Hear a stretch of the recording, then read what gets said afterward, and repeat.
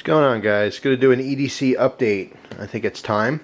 Minor changes. I mean, I've grown to kind of figure out what I like and what works for me. So my EDC hasn't changed as much as it did when I first started doing EDC videos.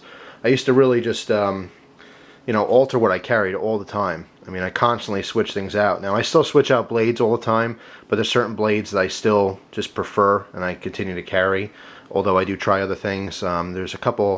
There's probably maybe 5 or 6 knives that I just constantly go back to, just because I like them, for whatever reasons. Comfort, good performance, cheap, whatever it is.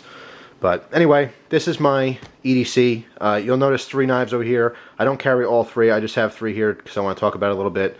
But first, let's go to the gun. I have my Kel-Tec P3AT. And first off, let me tell you that this Ace holster that I got from Cheaper Than Dirt, I got this thing, I don't know, last year.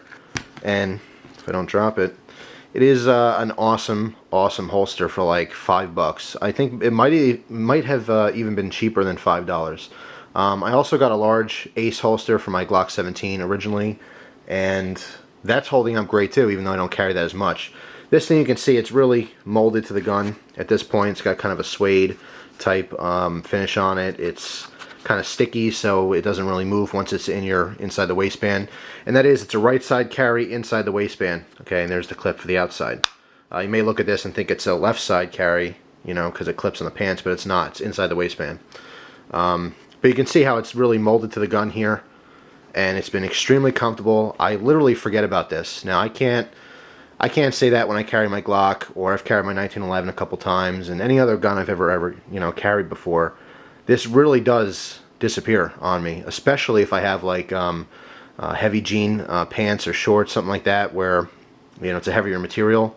I just literally forget about the gun, but I always know it's there. And even though I do like carrying my Glock and my 1911, this always comes with me.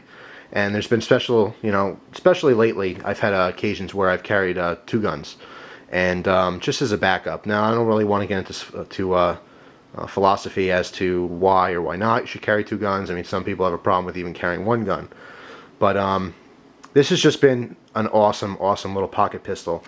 There is a lot of wear on this, and I actually have to clean this. I might do a cleaning video. There's a little bit of pitting on the bluing here, but still very functional. Still have the same ammo I did originally, which I'm going to shoot out soon and replace it with some new ammo. And this is that PMC jacketed hollow points.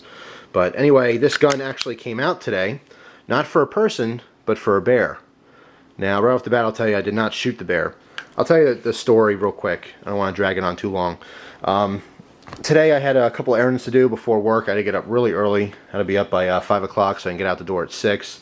And I had to drive about an hour away to do some errands. Personal errands, revolving around the house and bills and stuff like that. So then I go back to go to work, and I get a call from my boss, and she asks if I can take out her dogs. So, because we're a personal relationship, Besides being my boss, she happens to be my friend, so I don't mind doing stuff like that for her. So I go to the house, I let the dogs out the back, and right there is this massive black bear. I mean, like 500-600 pounds. I mean, it's bigger than what I've seen lately. And I'm like, holy crap. And the dogs are freaking out. And she has 3 dogs. And anyway, long story short, I'm calling the dogs, but the one dog's not listening to me, and it's getting closer and closer to the bear. So I actually drew my gun and, had my finger on the trigger pointed at this bear, ready to shoot this bear if it, attacked the dog. So thank God, as I'm screaming and yelling at the dog to come in, the dog did listen to me eventually and got him back inside and shut the door. But I was that close to having to shoot this bear.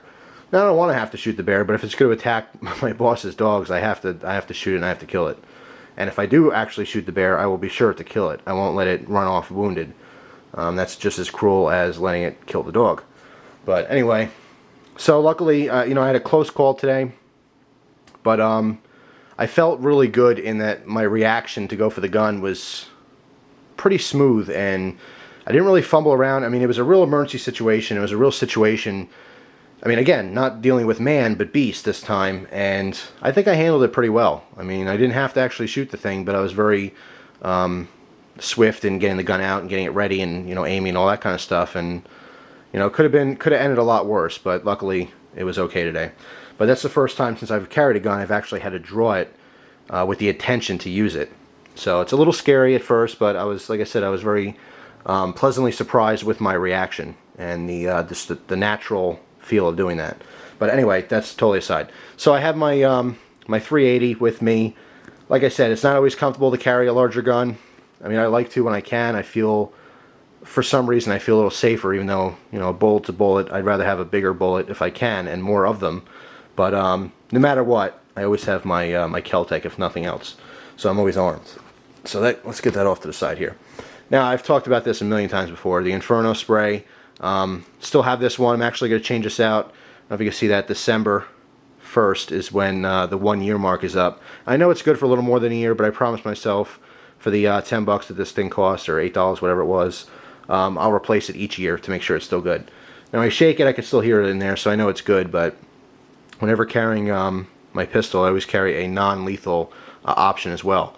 Now, you might ask, well, why'd you grab your gun? Why don't you grab this instead? This is a huge black bear. I'm not taking any chances. I'm not going to try to spray it in the face and see if that works first, you know? I don't want to get attacked.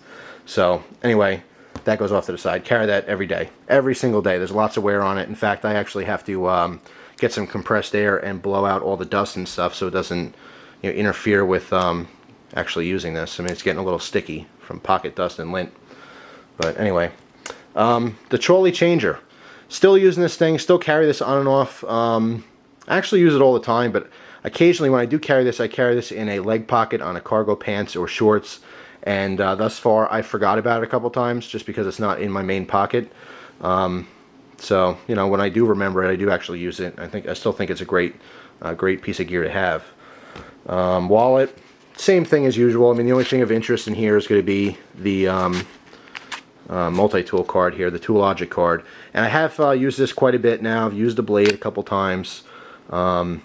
Actually used the magnifying glass. I'll do a review on this soon. I just wanted to carry it and use it for a while before I did a review. So that's going to be coming up soon. A review on that. Get that back in the wallet there. And people ask me all the time where I get this wallet, because I like this style. It's just a trifold wallet, and it has that zipper pocket on the outside. To be honest, this is my grandfather's. When he passed away, I just took it. It was one of many wallets in his drawer. There's no name brand on it, and I really have no idea where you can find it, so I'm sorry about that. Cell phone, the iPhone. Still loving the iPhone. Got my background on there, the Sebenza and Atwood Skeeter, which unfortunately I do no longer own the Skeeter. But anyway, love the iPhone. It's working out really good for me. I'll do a video on this as well. When I first got this phone, a friend of mine gave me, they actually bought a carry case for your waist, and they had this rubber case, so I just grabbed it. It's kind of a hand-me-down case, supposed to mimic, I guess, a tire. So far, so good. It's been fine. I want to upgrade to a different type of case. There's a bunch of options out there, and since I showed this in my last video, I've got quite a bit of suggestions, so I'm going to look into a couple of those cases, so I appreciate the suggestions. But for now, this is just working out fine. Just slip it right in my pocket.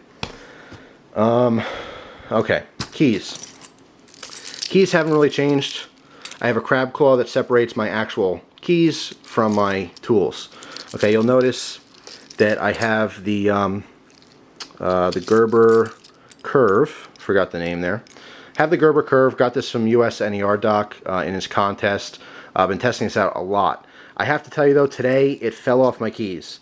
It's on here with a carabiner type clip, if you could see that.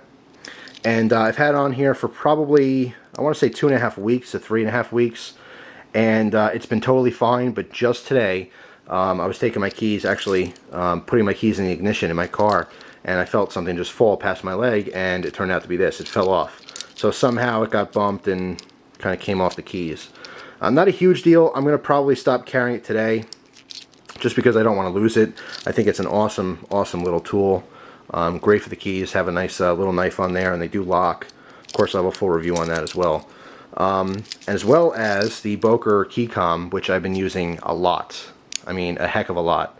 And this is an awesome little knife, and of course I will have a full review on this very soon. Expect all these reviews in the near future, because I've been carrying and using this stuff for a while now. I think it's time to do a review on it. Sorry about that, guys. The batteries died. So charged them up and we're back. Okay. I was talking about my Rat 1 being a beater knife. I said I go against my cardinal rule of not using the knife for anything other than cutting. And I do actually, I've dug with this, I've done a lot of gardening stuff with this year, and I did manage to actually take a little tiny chip off the tip of that blade. So I might have to reprofile that, but not a huge deal. But I want to show you that because this did get a whole heck of a lot of pocket time and a lot of use. And I love it so much. I've been EDCing an even better version, in my opinion, is the satin finish plain edge blade version of this knife. So I've been absolutely loving this knife. I definitely prefer this one over the combo edge with the black blade. Not just for looks, just for functionality. I mean, I do like the way the all black looks, but I prefer a full plain edge blade. And I use this thing almost every day. When I get home every night, I strap it up, and it's just been holding a fantastic edge. Just an awesome, awesome knife. Really love it. But also, switching out from this to my cutlerylover Spyderco Endura, which I do still love. And I still use that little tool for the Glock disassembly when I need to clean them. So anyway, that's my blades, and that concludes the EDC video. So that's it. I get requests for EDC videos all the time, and I'm glad I was able to do this one for you guys. Real quick, I want to just show you, I'm in my living room. This is my ottoman EDC, because I'm on my ottoman, the footstool, you know, for the chair here. But my last video I did of the living room, I had poor lighting because it was nighttime, and if you see, all I have for lighting in the living room right now is that lamp over there. So now that it's daytime and the windows are kind of cracked open, I figured I'd show you the living room again, just a quick little once around. And I got a couple comments on my TV being ancient. I think that's hilarious. The TV is only maybe 5 years old. It's a tube TV. It's not a flat screen, but I'm not rich. I mean, maybe eventually I'll get one, but for now, that's just what I have. I do have a wood-burning stove here. So that's pretty much it. So thanks for watching, guys. Appreciate it, as always. Please enjoy the rest of your day, and be safe. I'll see you in my next video.